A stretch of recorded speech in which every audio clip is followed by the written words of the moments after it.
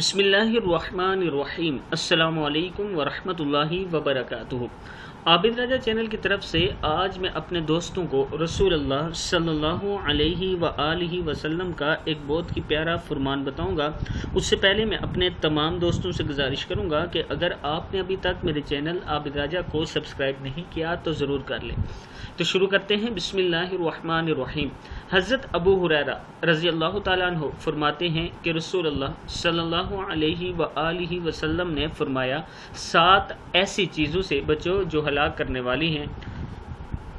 सहाबा इकराम ने अर्ज़ किया, या रसूल अल्लाह सल्लल्लाहु अलैहि व आलिहि वसल्लम वो 7 चीज़ें कौन सी हैं? तो आप सल्लल्लाहु अलैहि व आलिहि वसल्लम ने फरमाया, अल्लाह ताला के साथ किसी को शरीक करना, जादू करना, ऐसी जान को नाहक मार डालना जिसका मारना अल्लाह ताला ने हराम फरमा दिया, सूद खाना, यतीम का माल खाना और जंग के रोज़ पीठ दिखाकर भाग जाना और बोली बाली पाक दामन मुसलमान औरतों पर तोहमत लगाना। बुखारी, मुस्लिम, अबू दाऊद, निसाई सब में ये मौजूद है। यानी इन 7 गुनाहों से आपने बचना है।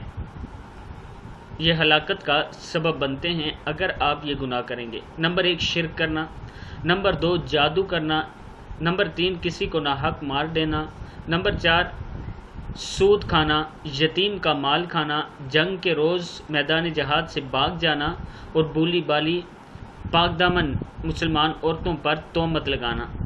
इन गुनाहों से आज से ही आपने इरादा करना है बचने का।